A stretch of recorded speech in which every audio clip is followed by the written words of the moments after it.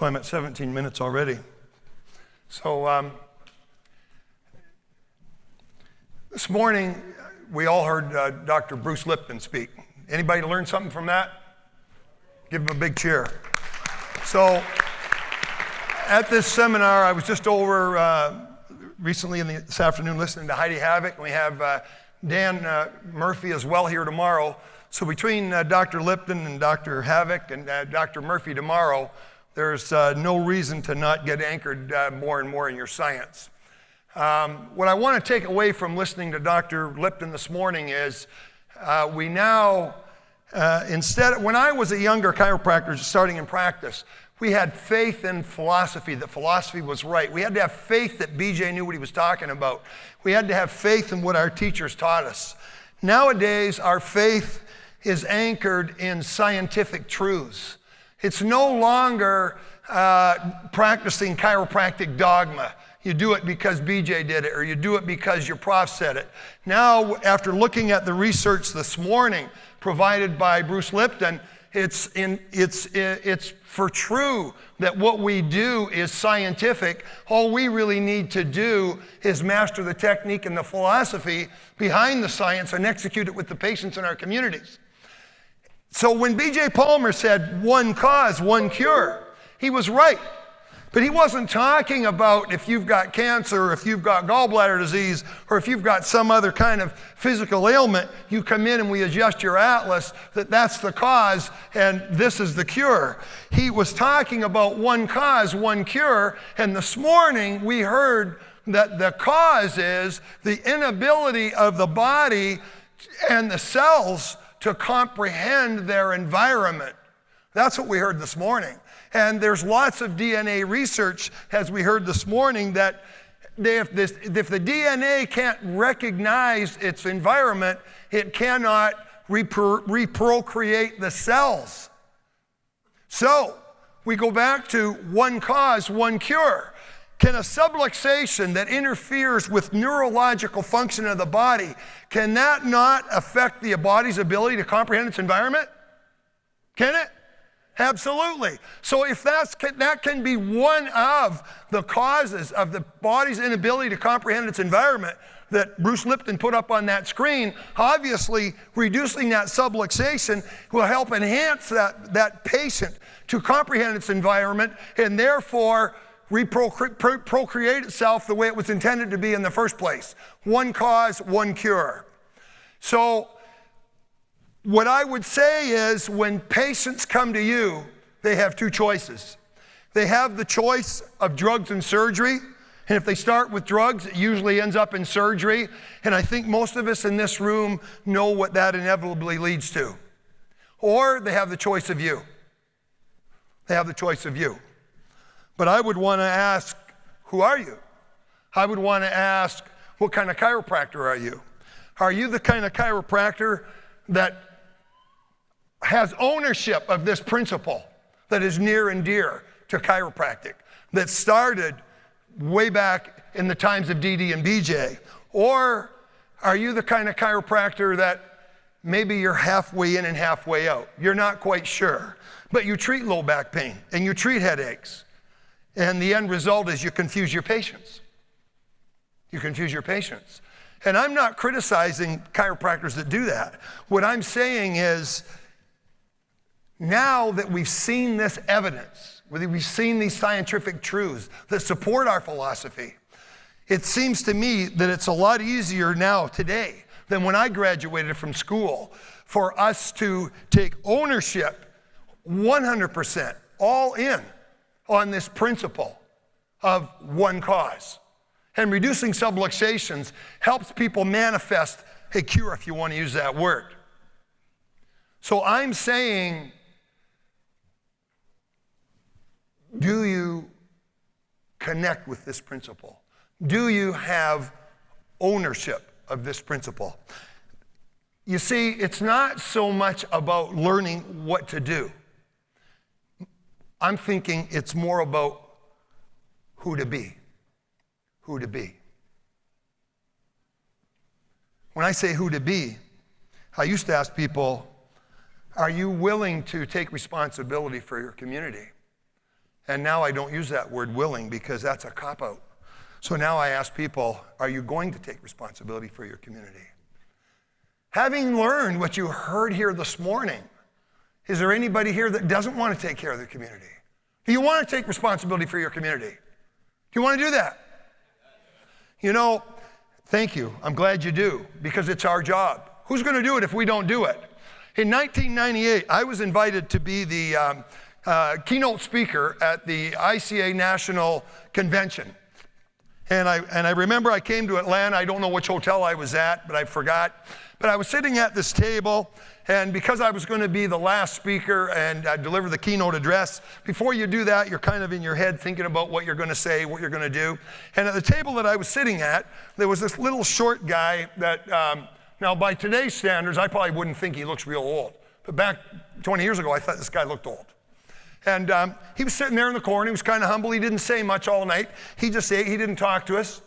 And just before I was getting ready to go up, I thought I was going to go up, they announced, would Dr. Nasser come up? So this little short guy, about 5'2", stands up, maybe 5 foot, and chuckles on up there. And to me, he looked like he's 90. So he gets up there, and they give him an award for having been the current practicing chiropractor that's been jailed 3 times for practicing medicine without a license. And I'm thinking, so now I'm thinking about what I'm going to talk about, and I'm thinking like it's nothing compared to what this guy did. So what I'm saying to you, to be like Dr. Nasser, and think about this principle that's near and dear to us. Think about the release, the reduction of a subluxation to help enhance that life of that person that you're going to lean over. Nobody's going to ask you to go to jail today to practice that way. All Dr. Nasser had to do when he came back and we sat down and we talked, he told me that all he had to do to stay out of jail was admit to practicing medicine without a license. But he said, no, I wasn't practicing medicine, so they put him in jail. Who here would go to jail today so you could go back to your office when you got out of jail? That's what Dr. Nasser did. So I would ask you again, how committed are you to this principle? I think we all want to be as committed as Dr. Nasser was. That little man that I met in 1998 at the ICA convention. We want to be that committed. And I'll tell you what I think about that level of commitment. I think that if you can commit to this principle of reducing subluxations so that people can comprehend their environment, and whatever happens is going to happen. And it's not a measure of symptom, absence of symptom, or lack of symptom, or presentation of symptom. It's none of those things. If you can master that, I think your destiny, I think your life, I think your practice is going to be nothing short of glorious. And I think if you don't learn to develop an ownership of this principle, and you're part way in or part way out, or you don't quite have it, or you're treating symptoms, I think your practice in your life is going to be closer to pain and suffering.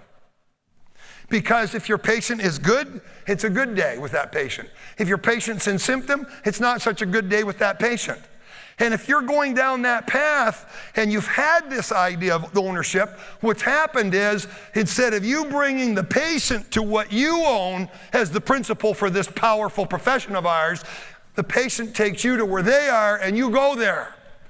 And I'm not saying that we all haven't done that at some time or another. We have, but we need to minimize that.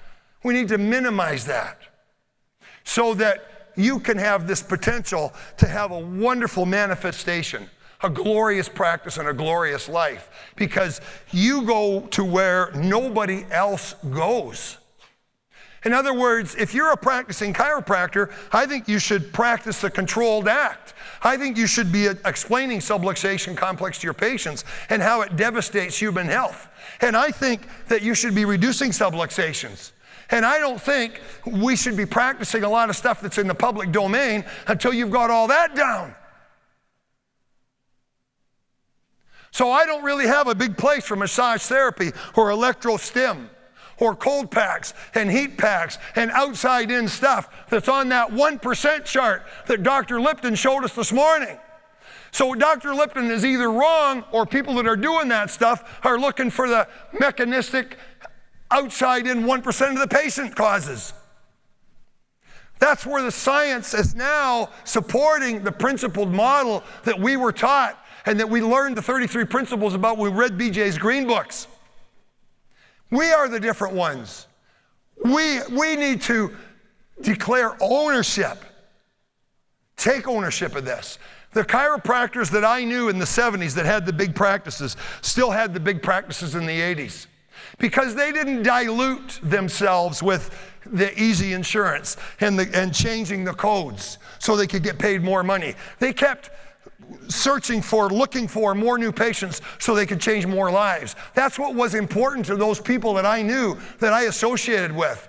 And some of the people that I knew that wandered, that strayed, and got into what they call the Mercedes 80s, more about making money because you had the fancy diagnostic code so you could adjust multiple areas of the spine that a lot of us do anyway, but you could bill more. When the Mercedes ended and the fancy billing codes ended, what happened to those doctors? Many of the ones I know never got back to the practice they had before because they became fat cats and because it became easy and because they didn't educate people anymore. And when the 90s came and all of a sudden they had to go back and do it, they were crippled. They couldn't do it because it had been too easy. Well, guess what? This is easy. This is real easy. You don't need fancy codes. You just need what we're talking about here at the Rubicon to go out and serve and see more people for their benefit, not yours. For their benefit, not yours. Will you take responsibility for your community? Will you declare yourself that you're the person that has more power, more authority to create wellness and healing in your community than the medic with the stethoscope and the white jacket? That's where you go for emergency care and nothing else. Unless a truck hit you and you need traumatic relief of some kind. That's what we're supposed to do. That's what we're supposed to do. So I would say to you again, are you willing to take ownership? Those doctors that didn't waver in the 80s had serious ownership of this principle that I'm talking about. And I would ask, and I had to work at it. I worked and I worked and I worked and I worked all the time to grasp ownership of this thing we do that's so magnificent and respected, and because nobody else does it except us. We own the domain of releasing a neurological distension in the body so the body can operate at a higher plane. We own that. Nobody else does that except us. And those guys that are walking around with the white coats and the stethoscopes, they do nothing for the patient compared to what we do. We need to have ownership of that, and we need to hold our heads high because you know what? The world is changing. It's only in the last 10 years that I can stand here and say, hey, you know what? I now have faith in the science that supports everything I've always done and believed in, that I know works because of the evidence base of what goes on when you reduce a subluxation. That's evidence-based chiropractic. This other stuff these other people call evidence-based, that's not evidence-based. I don't know what that is. But I don't think it's chiropractic. It's something else. It's not principled. It's not principled. So back to one cause, one cure. One cause, one cure. One cause, one cure. When you go to your community, when a patient comes in, when you meet a lady in the grocery store, when you help a little lady across the street, whatever you do the rest of your life, try to make that thing better.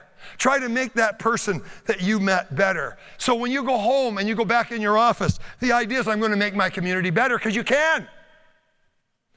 And what happens if everything you do is to make this situation a little better instead of getting self-benefit out of it?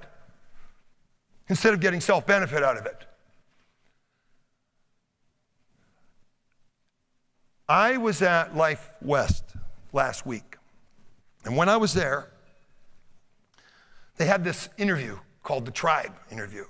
So they wanted to ask me a bunch of questions and have me give answers to these questions that would then go in the video library so students could come in and see what some old guy like me said that answered these questions. And I guess they asked the same questions to other people. So the very last question is kind of daunting. They said to me, if, as you near the end of your life, you were to meet Dee Dee, BJ, and Mabel Palmer, what would you like them to say to you? Well, I knew the answer that I wanted to give them, but I thought, well, if I give this, they're going to think I'm an egomaniac. So the answer I said was, humbly, they would say thank you. They would say thank you. And the reason I would say they would say thank you is this. Because of the work that I did, and because of the work that we're going to do with Max Living, and because of the kind of work that I believe the principled chiropractors in this room are going to do for the next 25 years, I believe that 25 years from now, because of the work we're going to do together, when a kid goes into a chiropractic office in the year 2050, he's going to have a better chance of coming out of there having had a real chiropractic experience instead of coming out of there thinking he saw a chiropractor, but he didn't. But he did see a chiropractor, not a chiropractor. I think we're going to change that. So give yourselves a hand. That's our job. That's our mission. We need to make sure that people in the future that go to see a chiropractor have a real chiropractic experience and not something less than a chiropractic experience. We owe that to the communities that we serve. We owe that. No matter how good insurance is, how bad insurance is, no matter whether the guy can afford to pay or not. It's more important to serve your community, deliver the principle, be the best you can be. I would say this.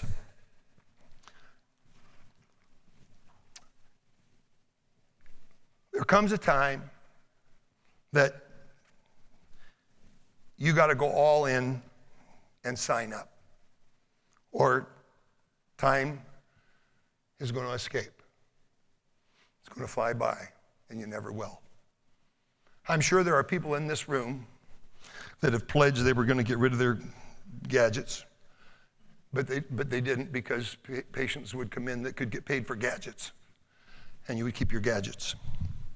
What I'm asking you to do is, you're either all in or you're not in. There's no half measure. You're not part way in and part way out. If you're part way out, you're out.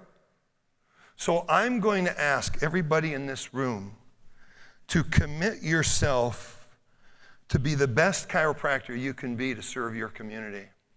I'm going to ask every doctor, every student in this room to be the best you can be, because I would love for you to be the best chiropractor you can be. Not because I want that for you.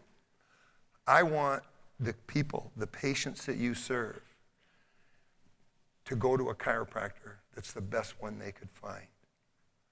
I would like you to be the kind of chiropractor that you want to go to. I think your patients deserve nothing less than that. And I know that we can do that. I know that we can do that. I appreciate you inviting me here. I appreciate being here. I love everybody. I love this profession. And I'm so glad to hang around with a group that are principled and believe in the things that I've believed in for a long, long time. Thank you. I appreciate you being here. Thank you.